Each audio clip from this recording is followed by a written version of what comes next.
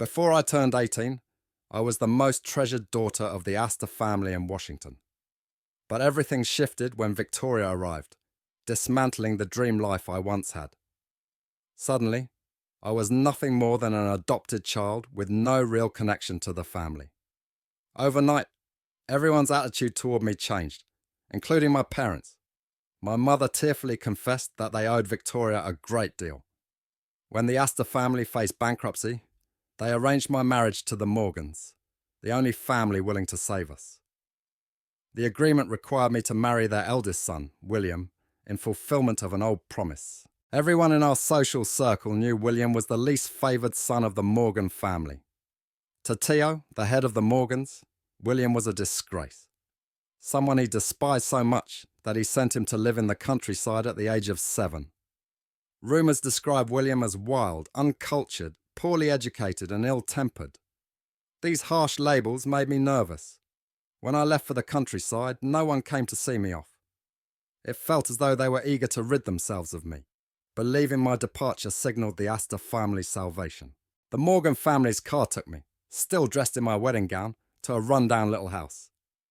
The driver knocked on the door, and soon a tall man with a buzz cut and a white tank top appeared. He leaned casually against the doorframe, a cigarette hanging from his lips. His muscular build, bronze skin, and piercing eyes gave him a fierce and cold demeanour. He frowned impatiently at the driver, his clenched fist hinting at aggression. After listening to the driver's explanation, his intense gaze shifted to me, filled with a hint of amusement. I clutched my dress nervously, but he quickly looked away, scoffing as he slammed the door shut. The driver motioned awkwardly for me to exit the car, tossed my suitcase at my feet and left without saying a word. My silver heels sank into the mud with every step. Just as I was about to knock, the door opened again. William stood before me, taller than I had imagined, his hawk-like eyes scanning me briefly before turning away. "So you're the bride the Morgans sent me?" he said. "Never seen a bride dressed like this." The gown my mother had chosen for me was scandalously low cut, leaving me exposed. She had insisted that I make William like me, claiming the survival of our family depended on it. Embarrassed by his mocking tone, I blushed and tried to cover myself, but my reaction only seemed to deepen the darkness in his gaze. Trying to ease the tension, I introduced myself in a soft, sweet voice. "Hello, William. My name is Margaret, and I'm your bride." I extended my hand for a handshake, but he ignored it, grabbing my suitcase instead. "Come inside," he said coldly. The room was dimly lit, filled with old yet neatly arranged furniture. I sat nervously on a chair, watching as William moved around shirtless. His well-defined muscles and sculpted physique were impossible to ignore. When he noticed my gaze, he walked over, trapping me between him and the table. The scent of tobacco mixed with sweat filled the air, strangely captivating. "What are you looking at?" he asked with a teasing laugh. Embarrassed, I quickly looked away, stammering, "I wasn't looking." He chuckled softly, then grabbed my wrist and guided my hand to his abs. "Do you like it?" he taunted. Shocked and humiliated, I tried to pull away, but his grip was firm. His intense gaze bored into me as my panic grew. Without warning, he scooped me up in his strong arms and carried me to the bathroom. The dimly lit bathroom only heightened my anxiety. He pressed me against the wall and turned on the shower. The icy water made me shiver uncontrollably. His hands moved roughly over my skin. The sensation's a mix of pain and electrifying thrill. He gripped my waist with one hand while pinning my wrist with the other. Leaning in close, his rugged face inches from mine, he spoke in a husky voice. "Since you like it so much, why not enjoy it more?" From the bathroom, he carried me to the bed. Overwhelmed, I began to cry, but he gently kissed my tears away. "Don't cry. It breaks my heart," he murmured, his voice soft. Then he let out a low laugh. "You can't handle this much. How did you find the courage to try seducing me on that old man's orders?" "I didn't," I started to say, but he silenced me by covering my lips with his hand. Tears streamed down my face, slipping through his fingers. The next morning, I woke to find William gone. On the table, he had left a simple breakfast of bread and an egg. After eating, I decided I needed to make an effort to win his favour. Dressing in a short skirt I had never worn before, I examined my reflection in the foggy mirror. My long legs looked smooth and pale, and my waist appeared slender. Victoria had once forbidden me from wearing such skirts, claiming they were indecent and accusing me of trying to seduce Edward, who had been my fiancé before her arrival. Under her influence, my mother burned all my skirts. Only when I was set to marry William did my mother buy me new skirts, shorter than ever, insisting no man could resist a beautiful woman. The area around William's home was desolate, with no one in sight. After walking a long distance, I finally found him in a field of blooming rapeseed flowers, speaking with a group of men. As I approached, the men greeted me, calling me sister-in-law. William's gaze swept over me, his expression unreadable. He frowned, took off his jacket and draped it over my shoulders. "What are you doing here?" he asked coldly. "I came to find you," I began, but one of the men interrupted, leering at me. "William, I didn't know you were doing so well," he sneered. William's eyes turned icy as he smirked. "What, you want a taste too?" he retorted. The man eagerly nodded, but before he could say more, William's expression darkened. In a flash he swung his fist, knocking the man to the ground. Drawing a knife, he held it dangerously close to the man's eye. The man, now terrified, shook his head frantically as tears streamed down his face, leaving dirty streaks on the knife's blade. William sneered, sheathed the knife, and grabbed my hand, pulling me deeper into the rapeseed field. His steps crushed the flowers, creating a flat patch. He removed the jacket tied around my waist and spread it over the trampled blossoms. With a light push, I found myself lying on the jacket. He cut my chin with one hand and pressed his lips to mine with force. Startled, I resisted, biting him in the process. He winced and pulled away. My face turned red with fear and my eyes widened. He let out a low laugh, licking the blood from his wounded lip. Leaning closer, his rough voice asked, "You came here looking for me, didn't you, Missy?" "Did I? I don't know," I stammered.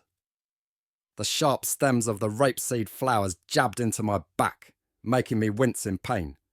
I pushed him away and tried to crawl forward, keeping my back to him, but he grabbed my ankle and pulled me back toward him. "I can't hold back anymore," he whispered. William carried me back home, wrapping me in his jacket. In the afternoon, a cold wind began to blow, and the sweat from earlier left me with a fever. For once, William displayed a rare moment of compassion. He went to the village to fetch a doctor, who gave me an injection. Day and night, William stayed by my side, caring for me. Regret filled his eyes as he watched over me. In truth, William was right. I did have a mission. Mr. Astor had assigned me to convince William to return home, promising a large sum of money if I succeeded. That money was my chance to escape the Astor family's grasp. As I recovered, William insisted I continue drinking the bitter herbal medicine he prepared, even though the fever had subsided. Afterward, he would feed me sugar. One day I cautiously asked, "Have you ever thought about going back?" His hand froze mid-motion, and his eyes turned icy. He threw the sugar into the trash can and snapped, "If you don't want it, forget it." He pulled on a tank top, lit a cigarette, and left the house. Over the next few days, William was nowhere to be found. He only returned briefly to toss food at me, his face filled with anger. I couldn't cook, and without him, I would have starved. He even went as far as installing a barbed iron gate around the small courtyard. One afternoon, the doorbell rang urgently.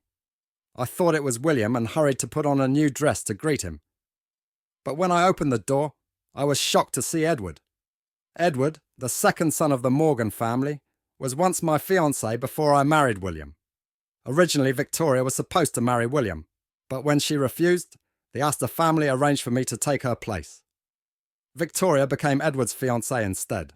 Edward's eyes scanned me from head to toe, surprise flashing across his face. He smiled at my confusion before suddenly pulling me into a tight embrace. "Margaret, I finally found you," he exclaimed. I stood there, stunned and unable to respond. His arms wrapped so tightly around me that I struggled to breathe. Just as I was about to push him away, he released me. Holding my face in his hands, his voice urgent, he said, "Margaret, they lied to me, didn't they? There's no way you'd willingly marry that country bumpkin of a brother." Before I could reply, his eyes fell on the marks around my neck. His expression twisted with jealousy. "Margaret, did he force you? Tell me, did he hurt you?" Unable to meet his eyes, I looked away. Before I could respond, a booming voice interrupted. "Who's this bastard touching my wife?" William's voice was sharp and commanding.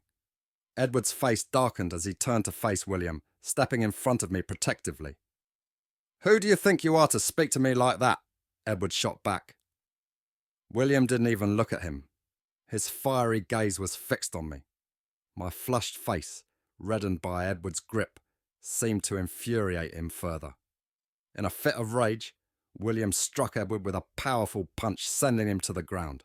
Bloodlust burned in William's eyes as he growled, "I warned you not to show your face around here again. I can't guarantee you'll leave alive." Edward sneered, struggling to his feet despite his trembling legs. "You think you're better than me, you motherless bastard," he spat bitterly. "You steal everything, whether it's the title of Morgan's heir or my fiancée. You have no shame." Edward pointed toward me. "And your so-called wife? She's just someone I cast aside." Before Edward could finish, William's fist smashed into his face again, harder this time. Edward fell as William pinned his head into the muddy ground, as though determined to bury him alive. Blood mixed with the dirt as it streamed from Edward's face, while William's breathing grew heavy and ragged. Realizing that this could turn deadly, I rushed over and wrapped my arms around William's waist. "Stop! Please stop, William! You'll kill him!" I pleaded desperately. William's hand tightened around Edward's throat, while his other hand gripped my wrist tightly. His bloodshot eyes glared at me. "Don't interfere, Margaret," he growled. Edward's gasp for air weakened, and in a final act of desperation, I broke free from William's hold. I pushed his hand away from Edward's neck and knelt beside Edward, begging, "William, don't lose your mind. You'll be charged with murder. If you're really angry, then take it out on me instead." My voice trembled as tears rolled down my cheeks. William froze, his expression shifting. The rage in his eyes faded, replaced by a chilling coldness and disappointment. Whatever love had been blossoming between us seemed to wither in that moment. His piercing gaze seemed to dissolve bit by bit, but in the very next moment, he seized my arm with such force that I couldn't pull away, dragging me back toward the house.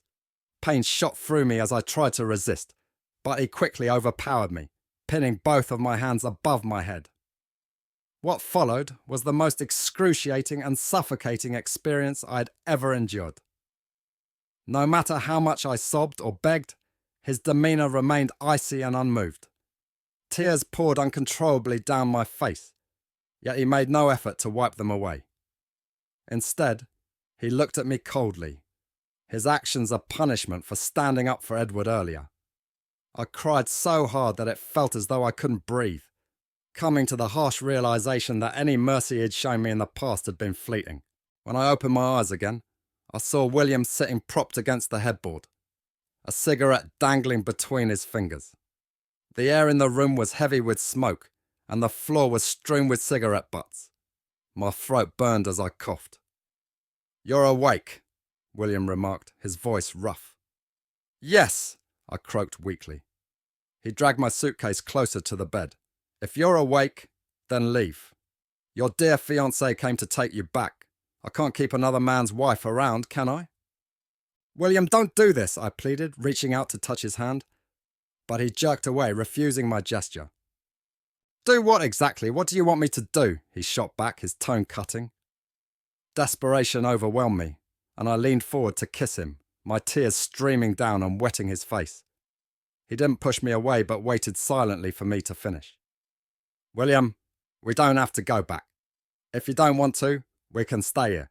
We can start a good life together," I said, my voice filled with pleading hope. He let out a derisive laugh. "Really? And what about your mission, Margaret? After all your scheming, how could I let you fail?" His words pierced me like a blade, leaving me speechless as tears flowed uncontrollably down my cheeks. What could I possibly say? He wouldn't believe me even if I tried to explain. By the time William and I returned to Washington, everything about him had changed.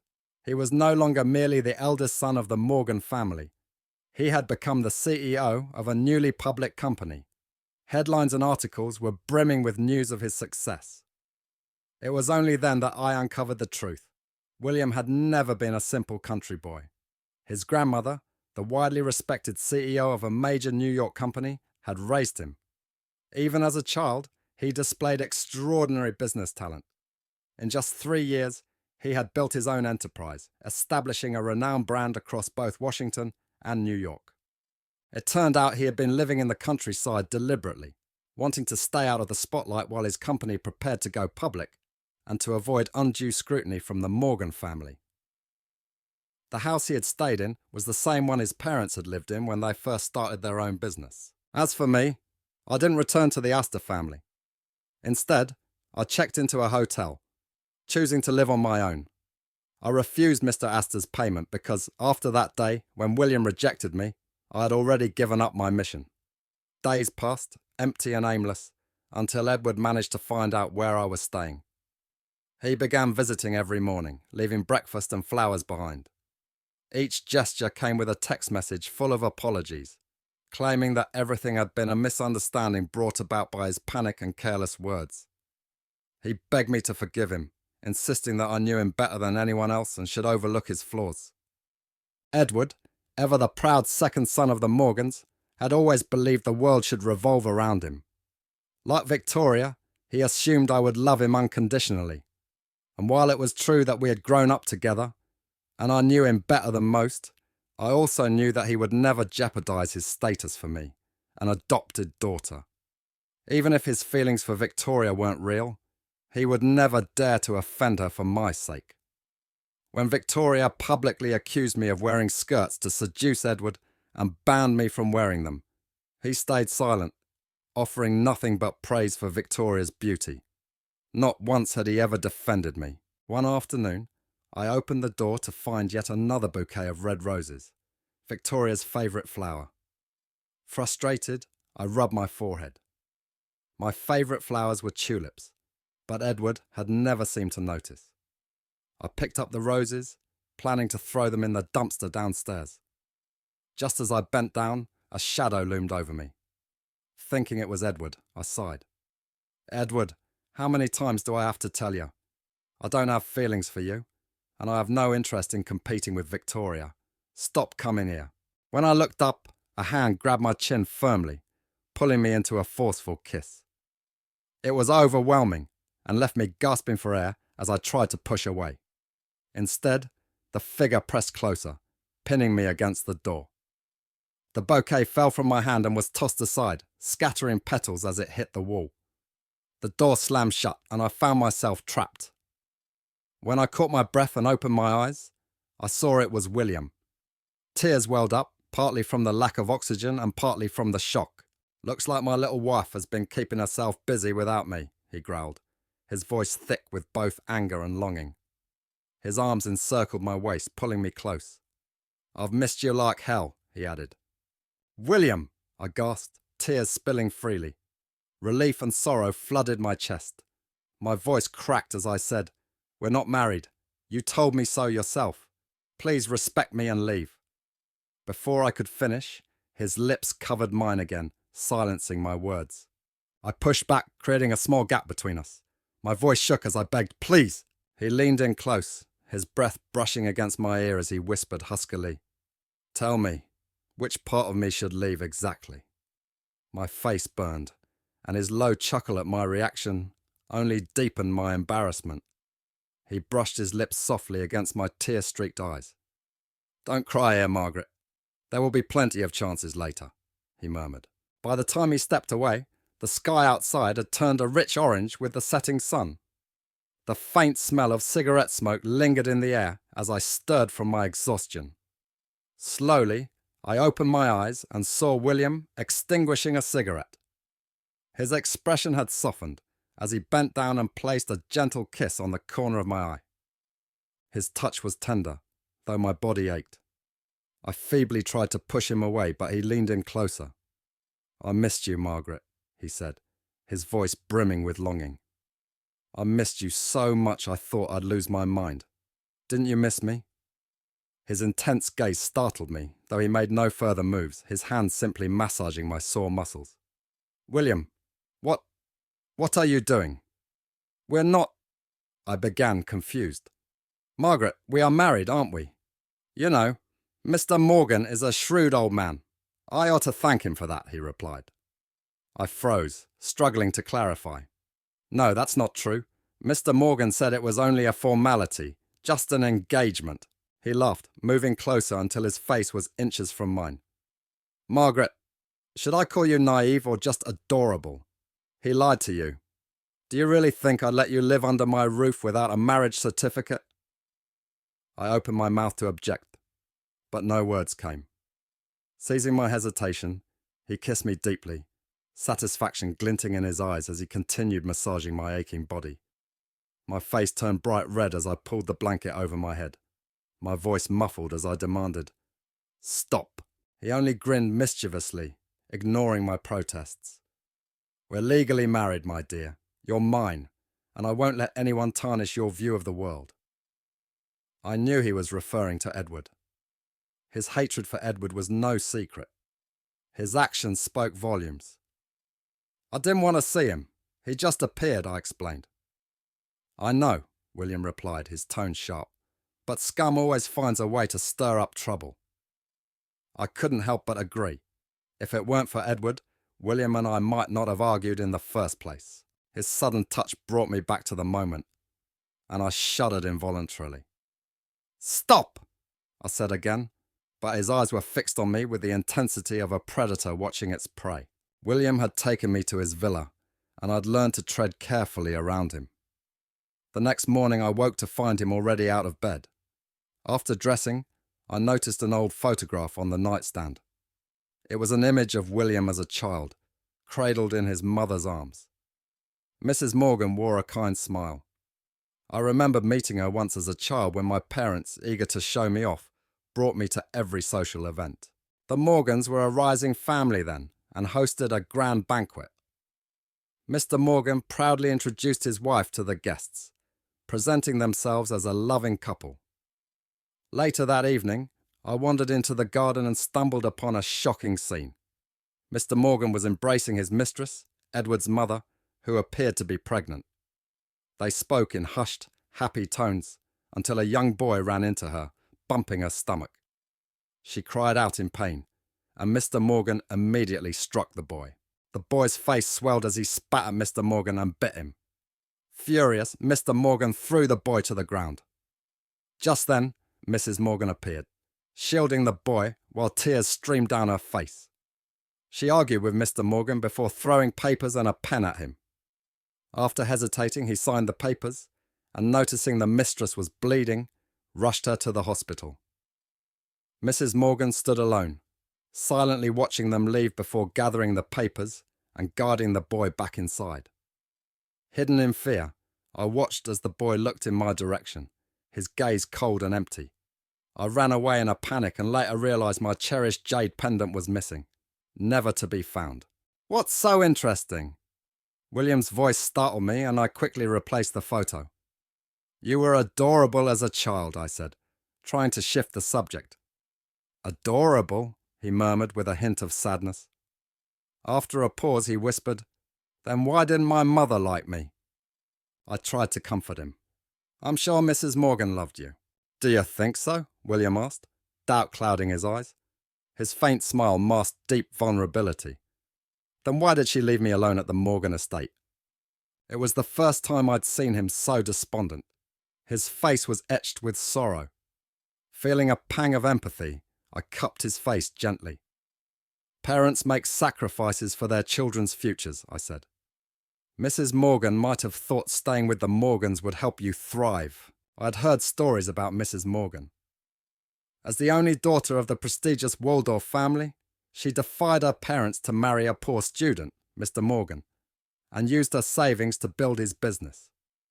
Despite their success, she had a strained relationship with her own family and likely believed the Morgan household was the best environment for William. But I never wanted that, William said, his voice breaking. All I ever wanted was my mother. His eyes reddened, and tears threatened to fall. I pulled him into a tight embrace, feeling an ache in my chest as I realized how fragile he truly was. After a while, he awkwardly stepped back, planting a gentle kiss on my lips, silently asking me to keep his pain a secret. His shy expression was so endearing that I couldn't help but smile and kiss him in return, silently agreeing. Just then the doorbell rang, and a servant approached nervously. "Young master, Mr. Morgan. No, Mr. Morgan Sr. is here," the servant stammered. William scoffed, his face darkening. "Since when did we allow trash into this house? You insolent boy! Do you know who you're addressing?" Mr. Morgan's booming voice echoed from the hall. The servant froze in terror, but William's icy glare dismissed him. "You're fired! Don't bother coming back tomorrow." William hadn't anticipated the Morgan family's influence to extend this far. As we entered the hall, we saw Mr. Morgan, Edward, and Victoria. William tightened his grip on my hand as we descended the stairs. Victoria's eyes widened in jealousy when she saw him. Her envy grew more evident as we drew closer. William's tone was cold and sharp. "So it's not just one piece of trash today, but the whole heap." Mr. Morgan's face twisted with rage as he struggled to approach with his cane. Before he could speak, Victoria interjected, her voice syrupy and sweet. "William, don't be like this. Mr. Morgan only came because he's worried about you," she purred. I was worried too. William snorted derisively, pulling me closer and stepping away from Victoria. With a sneer, he glanced at her and said, "Margaret, did you hear something?" "I thought I heard a duck." Quacking disdainfully, he remarked, his eyes brimming with contempt. "Who would have thought the Morgan family wasn't just raising chickens but also ducks? Keeping a whole zoo of animals. What a waste not to open it to the public." Victoria's eyes filled with tears, yet uncertainty lingered on her face. She stepped closer, fluttering her eyelashes and speaking in a tearful, trembling voice. "William, I know you're angry with me, but I had no choice. Margaret insisted on marrying you, and everyone knows how stubborn she is. I never had a chance against her." William's gaze turned cold as if her words repulsed him. He then shifted his attention to me. "Stubborn?" he scoffed. "Are you sure that's not describing you?" All I ever heard was how a certain lady cried her eyes out, refusing to marry a country bumpkin, and forced her sister to take her place. "Miss Victoria, were you calling me that country bumpkin?" Victoria frantically shook her head, her tears threatening to spill, but William remained indifferent. "And by the way, I don't even know you," he added coldly. "You claim we were engaged, but just because you say it doesn't make it true. If I told you I was your father, would that make it real? If you're a duck, stay in the zoo where you belong and stop showing up here as an eyesore." Edward could no longer contain his anger. "William, don't go too far," he burst out.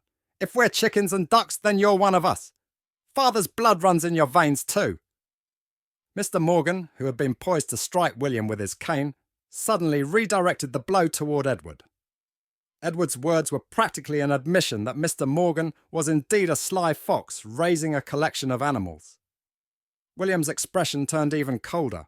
"Apologies," William said with biting sarcasm, "but my last name is Waldorf now. We have no relation whatsoever." A flicker of panic and hope crossed Mr. Morgan's face. "Your grandmother accepted you?" he asked eagerly.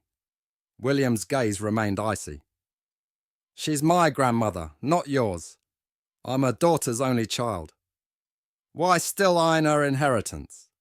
My grandmother could see through people like you from a mile away, even in another lifetime." Mr. Morgan struggled to respond, clearly flustered. "William, I'm not here to merge companies. I just wanted to see you after so long." William's eyes filled with disgust. "That's the most revolting thing I've ever heard. If you want me dead, just say it outright instead of trying to kill me with your words. But honestly, I'm not surprised. A scumbag like you couldn't possibly say anything decent." His voice grew final. "The only door open to you here is the exit. Get out!" Out of nowhere, security guards appeared, ready to escort Mr. Morgan and the others out. Yet Mr. Morgan wasn't finished. "William, I never wanted your mother to die. I never wanted any of this to happen," he stammered, his voice cracking. "Don't call me William," William snapped. "You're not worthy of saying my name. How could you have known anything? You were too busy with your mistress to notice your wife's depression. My poor mother had to endure a husband like you." Mr. Morgan's shameful secret was laid bare for everyone to hear, but his eyes were filled with tears rather than anger. I didn't know," he mumbled, his voice trembling. "I didn't think she always seemed so cheerful. She told me she'd be happier without me. I just didn't know enough." "How long are you going to keep up this act?" William shouted. "You missed your calling as an actor. Now get out, all of you." The guards quickly moved forward, forcing Mr. Morgan and the others toward the exit. As they were pushed out, Mr. Morgan looked devastated. Victoria was seething with jealousy, and Edward was burning with frustration. "Dad," Edward protested, "you came here to make him give up his company's shares, not to leave empty-handed. Say something." That night, William couldn't sleep. I held him close for hours before he finally managed to get 3 hours of rest. I discovered that he kept his head shaved because his insomnia often worsened when he thought of his mother. Whenever her memory resurfaced, strands of his hair would turn white. Only recently had the condition begun to improve. I softly sang a lullaby my mother used to sing to me, holding William tightly to soothe him. "William, your mother may not be here, but you have me," I whispered. "I will always be with you." A few days later, Edward and Victoria's engagement banquet was scheduled. Both of them were relentlessly persistent, especially Victoria. She repeatedly showed up at William's home, calling him William Brother in an overly sweet tone. She insisted they were the true couple and accused me of stealing her rightful place. To support her lies, she even brought along a group of girls as so-called witnesses. However, when pressed, these girls couldn't even piece together coherent statements. The entire situation was laughable. I reminded them that false accusations could lead to jail time, which was enough to send them fleeing in fear. Victoria was left standing awkwardly, furious and embarrassed. She cursed the girls for being cowards and demanded her money back. The girls hastily returned the cash and ran off. William and I always treated these antics as entertainment, watching Victoria's pathetic attempts like a soap opera before having her thrown out. Initially, I'd been engaged to William, but after Victoria returned, she took my place. She was older, and given the close relationship between the Astor and Morgan families, were determined to avoid creating any conflict. So I ended up being treated like a pawn, ultimately becoming Edward's fiancée. But when the time came for the wedding, Victoria suddenly refused, declaring she would never marry a country bumpkin. As a result, I was once again forced to take her place and marry in her stead. Meanwhile, Edward wasn't exactly innocent either. He persistently sent me messages, claiming his engagement to Victoria was only a temporary arrangement and begging me not to give up on him. He insisted that I had been his one and only fiancée since childhood, a role he constantly emphasized. In addition to his pleading, Edward never missed a chance to bring up my status as an adopted daughter, framing his attention toward me as though it were a divine favor bestowed upon me. One evening, after finishing my bath, I resolved to respond to his messages for the final time. My intent was to clarify my lack of interest and then block him for good. However, before I could finish typing, I felt a strong arm wrap around my waist. "Margaret, what are you doing?" William's husky voice broke the silence, his damp hair brushing against the nape of my neck and sending a shiver through me. "Nothing," I stammered, but he had already glimpsed the chat log. Letting out a cold snort, he asked, "Why haven't you blocked him yet, Margaret?" "I was about to," I quickly explained, "but then you showed up." William fixed me with a stern gaze. "You're a good person, Margaret. Don't waste your time on scum like him." I hesitated for a moment before smiling softly and patting his head. Okay. I'll block him now and never talk to him again." "That's better," he said, his grip on my waist tightening as he turned me to face him. He cupped the back of my neck and kissed me deeply. "Margaret, you were always meant to be mine. Victoria or not, you've always belonged to me," he murmured against my lips. His words left me with unanswered questions, but he didn't give me a chance to ask. The engagement banquet for Edward and Victoria finally arrived. Both the Morgan and Astor families attended, and the event felt more like a press conference due to the overwhelming media presence. The Astor family was eager to solidify their connection with the Morgans to secure their social standing. The moment William and I stepped into the venue, a throng of reporters swarmed around us. Among the crowd, my mother appeared. Her eyes, however, were fixed on William rather than me. She quickly approached, linking her arm with mine and smiling for the cameras. She proclaimed loudly how I was her beloved daughter and how William was her perfect son-in-law. Yet, she seemed to be the only one enjoying the attention. Others wore awkward expressions, especially when a bold reporter interrupted. "Mum, we're here to interview William and Margaret, not you," another reporter chimed in. "Weren't you the one who disapproved of William and made your adopted daughter marry him instead of your biological one? Now that he's successful, you're trying to cozy up to him? Shameless. Yeah, you call yourselves an educated family? What a joke." The focus of embarrassment shifted entirely onto my mother. Amid the chaos, someone pushed her aside, leaving the reporters to redirect their attention toward William and me. Before leaving, my mother shot me a resentful glare, an expression I had grown familiar with. Ever since Victoria's return, I had overheard my parents discussing how they regretted raising me instead of their biological daughter. They spoke of how I had stolen Victoria's life, calling it disgusting, and brainstormed ways to compensate Victoria for her misfortune. Feeling a pang of sadness, I lowered my head. Noticing my mood change, William quickly dismissed the reporters and scooped me into his arms. As he carried me upstairs, I heard murmurs from the crowd, with reporters exclaiming how perfect William and I looked together, comparing us to characters in a novel. Embarrassed, I buried my face in his chest. William brought me to his old room in the Morgan mansion, which was filled with new toys and old family photos decorating the walls. After scanning the room briefly, he knelt down to massage my ankle gently. "Margaret, rest here for a bit," he said softly. "I have a few matters to handle, but once I'm done, we'll head home." Although I wasn't certain about his plans, I trusted him completely and was prepared to support him. My suspicions were confirmed soon after. Not long after William left, Edward's joyous voice from the banquet hall suddenly fell silent.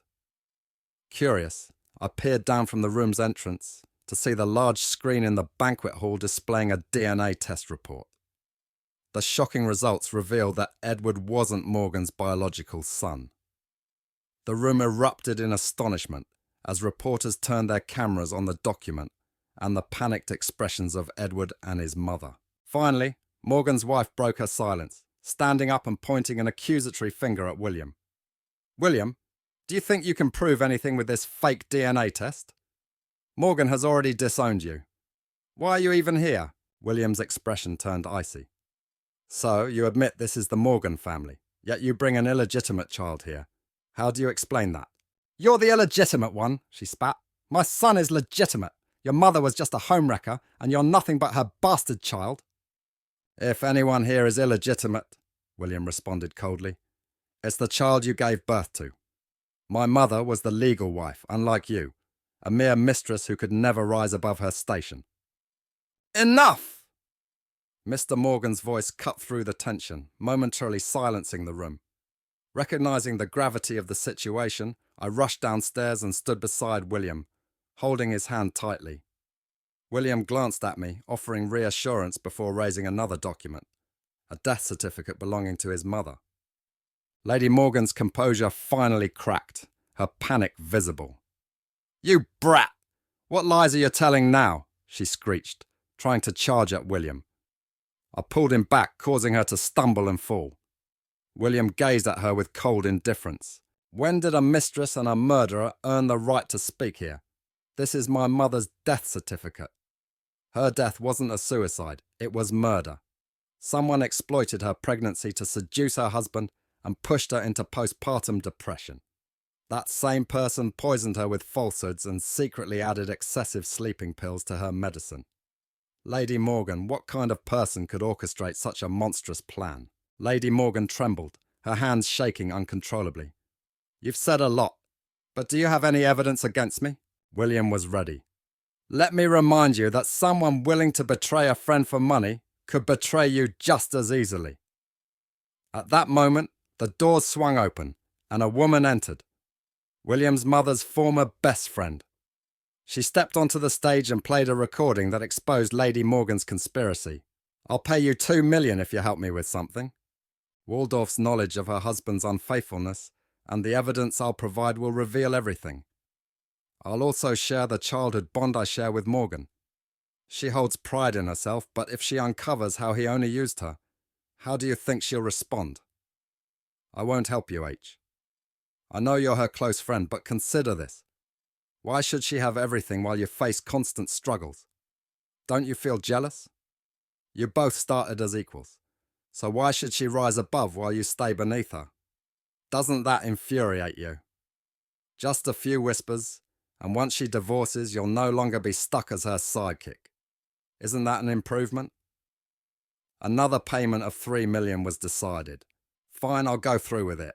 The plan was put into action. William's mother's friend believed she was only worsening the condition, unaware that her actions would lead to her death. The guilt haunted her for years until she finally summoned the bravery to confess. The media reacted in shock, their judgmental eyes turning toward Lady Morgan. The noble women who once admired her now avoided her, whispering harsh remarks. A mistress is always a mistress, never deserving of respect. William even referred to her as a witch, a title that seemed fitting. A wild hen brings up another just as wild. When Lady Morgan realized her crimes were now public, she broke into maniacal laughter, shouting vile words. Why didn't you die with your disgusting mother? You grew up just to destroy my life. Your mother deserved to die, a shameless woman who clung to my boyfriend. Unable to contain myself, I slapped her. She stared at me in shock before screaming, How dare you hit me, you foster child, you little bastard! My son adored you, and this is how you repay him, you witch! I'll tear your face apart! As she lunged at me, William stepped in to shield me, kicking her away. She collapsed onto the floor, clutching her stomach and coughing up blood. Edward, still reeling from the revelation that he was illegitimate and his mother a murderer, had to face the truth.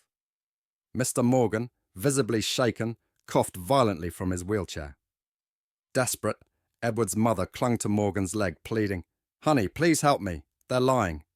You know we've been together since childhood. I would never betray you. Edward is truly your son. But Mr. Morgan, his face showing resignation, shook his head. Enough. Haven't you caused enough harm? I've known Edward wasn't mine for a long time. Did you honestly think you could deceive me forever? Years ago, your lover approached me. I gave him a large sum of money to leave. I felt guilty for leaving you behind to chase my ambitions, so I accepted everything. But I never imagined you were responsible for Waldorf's death. I'm beyond disappointed. His wife's tears vanished, replaced by a cold and furious expression. Morgan, you're nothing but a hypocrite. You loved that woman all along, didn't you?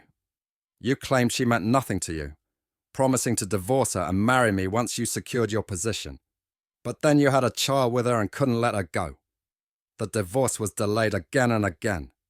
You're just as guilty as I am. You act righteous, but you're the one who broke your vows first. If you hadn't betrayed me, she wouldn't have fallen into depression. This is your fault, not mine.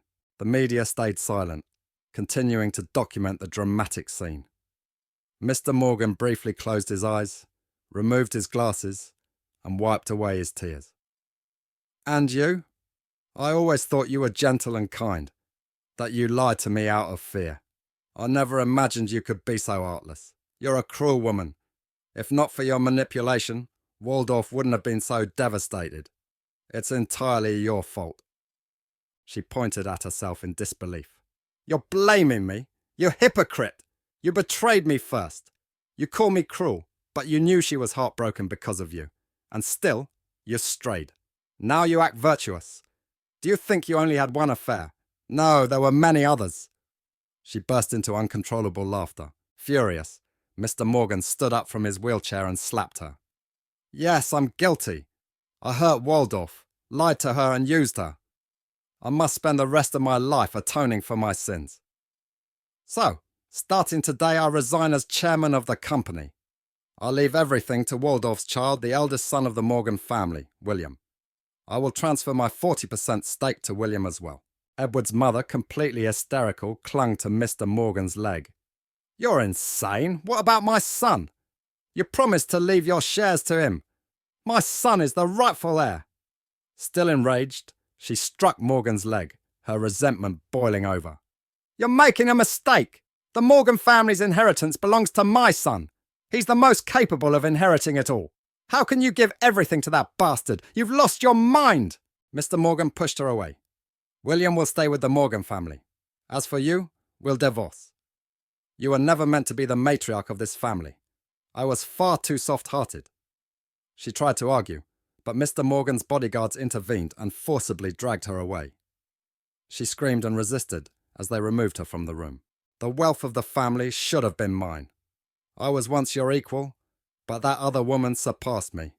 You bastard, you'll meet a miserable end. Eventually, Morgan divorced her, and she ended up in prison. At first, she refused to sign the papers, trying to bring Morgan down with her, but he threatened her using Edward's future, forcing her to comply. Edward, now stripped of his status and prestige, was reduced to an unwanted foster child. Ironically, Victoria ended up married to the man she once despised, Edward, now merely a bastard by blood. It was a twist of fate. My mother once approached me, pleading on Victoria's behalf. She insisted that the Astor family owed Victoria too much and begged me to reclaim my rightful position so that Victoria could marry William. I stared at her coldly, disillusioned. Mother, you're mistaken. It's not us who owe Victoria, but you who do. She looked confused, then began to cry again, but I remained unmoved. Seeing my indifference, she eventually left, muttering under her breath about how ungrateful I was and how she should have abandoned me long ago. I laughed bitterly. If not for Victoria refusing to marry William, she probably would have cast me aside much sooner. Before I turned 18, I was the Astor family's most cherished child. After that, I became nothing more than dirt beneath their feet, a stepping stone to elevate themselves. But spring eventually came, and even the soil beneath the ground can rejuvenate and bloom. At an Astor family gathering, I encountered Victoria. Her face was contorted with resentment as she cornered me in the restroom. Margaret, don't get too comfortable. I took your place as the Astor family's favourite, and I can take your husband too. It took all my restraint not to slap her. Victoria, do you even hear yourself? Look at Edward's mother and what happened to her.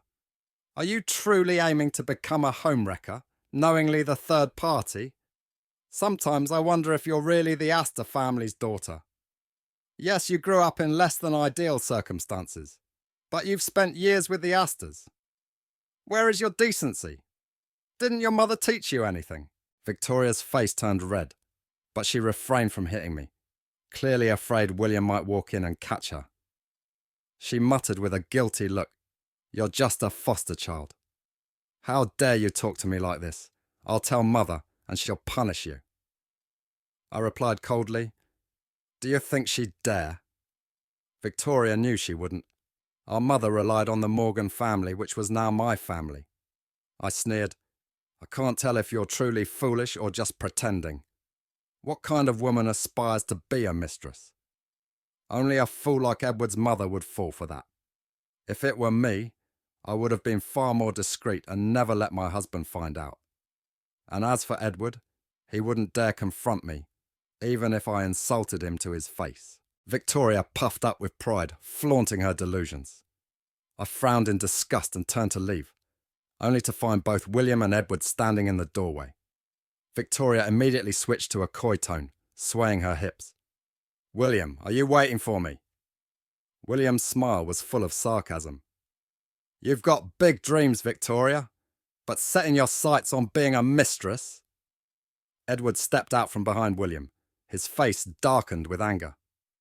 He stormed off, but Victoria quickly chased after him. "Edward, wait for me!" In response, Edward slapped her hard across the face. Stunned, Victoria burst into tears, screaming, "Edward, you bastard! How dare you hit me? I'm the Astor family's favourite!" Edward paused, then continued. "My mother's plan was to have you marry William and me marry Margaret. Once the marriages were finalised, she planned to expose your false identity to spite William. But now that my mother is gone, you have to face the truth." Victoria collapsed to the floor, attempting to claw at Edward's face. "You liar! I am the Astor family's true favourite. Morgan's wife told me so herself." Her statement unintentionally confirmed that Edward's mother had manipulated the Astors all along. My mother stood there, wide-eyed and unable to process the betrayal. Eventually she fainted, overwhelmed by the shock. The Astor family conducted DNA tests, and with each new revelation, my mother's heart broke further. In the end, she expelled Victoria from the family and tearfully clung to me, repeatedly apologising. "Margaret, my darling, I'm so sorry. I wish I could undo everything." I scoffed bitterly. So this was my mother. But it was too late for me to offer her unconditional love. During the years I was treated as a foster child, the Astors showed me nothing but cruelty and neglect, leaving scars I could never erase. I realised that my mother's love was never meant for me, but for the daughter she believed was us. She blamed all her mistakes on Edward's mother and Victoria, as if that absolved her of guilt. I rarely returned to the Astor mansion. My mother often came looking for me, but I always found excuses to avoid her. She aged noticeably, lamenting to my father, "Our Margaret is truly lost to us now." William approached me from behind, wrapping his arms around me and kissing me softly. "Margaret, how about we get officially married?" I was confused. "But aren't we already married?" He grinned mischievously. "Oh, I see. You tricked me. How could anyone issue a marriage certificate without us even being present?" Well, my lovely wife was foolish enough to fall for it. "Come on, don't be mad. I'll let you have your way today, okay?" My face turned crimson. "Is this a reward for me or for yourself?" William chuckled, kissing the tip of my nose. "As long as you're here, it's a reward for me." I asked, "So, when you said that with or without Victoria, I'd always be yours, what did you mean?" He replied, "It meant that I deliberately told Morgan I'd only return if my fiancée came with me. I knew the Astors wouldn't give up Victoria, so I knew they'd send you instead." I accused, "You schemer, you planned all this, didn't you?" He grinned. "Well, I couldn't let you go after seeing you peeking at me from the bushes as a child. I had to make sure you were mine." My face turned even redder. You knew all along?" He nodded. "Of course. We were promised to each other as children. The moment I saw you, I knew you were the girl who spied on me that day. I was so handsome even back then that I had to keep you close and silence you before you spread the word." With that, he kissed me deeply. We eventually got married, officially this time. He named our daughter Wish, saying she was a symbol of our fulfilled dreams. Marrying me, avenging his mother, and creating a family filled with hope.